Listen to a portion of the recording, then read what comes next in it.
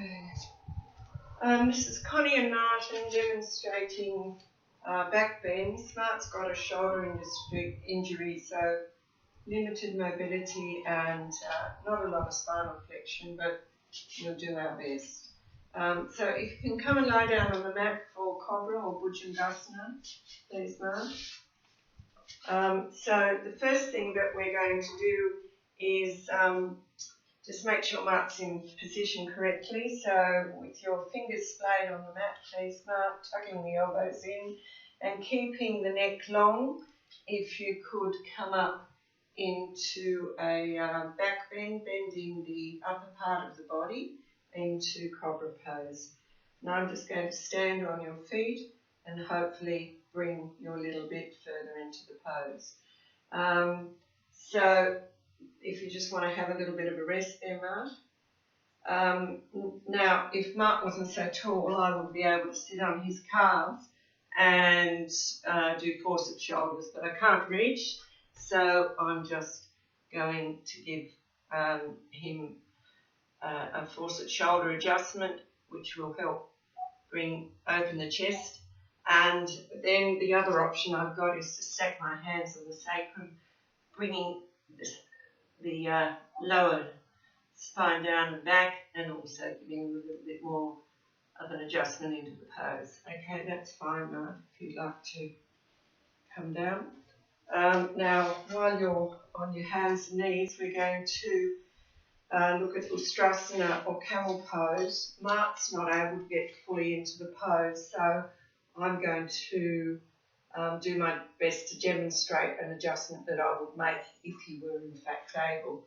So if you could take your hands to your hips, please, Mart, with the fingers behind, that's fine.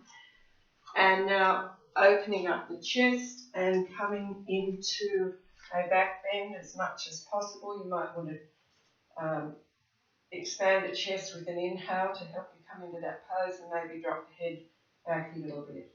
Okay. Now, if Mart were coming into that pose a little bit more, I could use the palm of my hand to just press down on the thorax there and help him come further into the pose, as we're doing quite well in that way. Okay. Now, the other adjustment that I would make here would be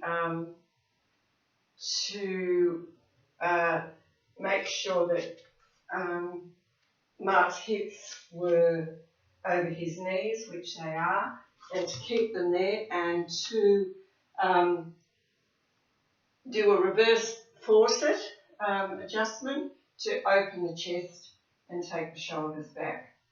Now, I'm going to sit myself on a blanket here because Mart's tall, and I'm not actually going to make this adjustment, but just demonstrate taking my heel into the sacrum, sort of between the butt cheeks, and the other foot would come further up. I'm having a bit of trouble because he's tall, and as I press down with one foot and up with the other, if Mart's hands were available, I would pull back.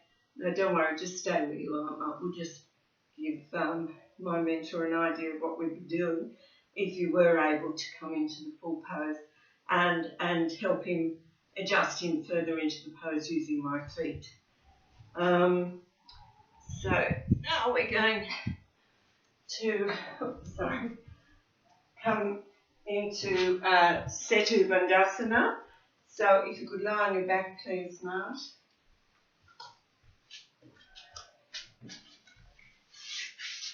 Okay, and if you could bring your heels to your buttocks, and if you could now raise your hips into the air, clasp your hands under your body and tuck your shoulders to take the weight off your spine. Now that is reasonably difficult for Mart because of that shoulder injury. So what I'm going to do as an adjustment here is make sure that Mart's heels are under his knees. Can I get you to just, okay, that looks fine. Okay, so I now can sit onto Mart's knees without causing him any discomfort, and I'm going to place my hands under his thighs, upper thighs, and bring him further into the pose. Okay.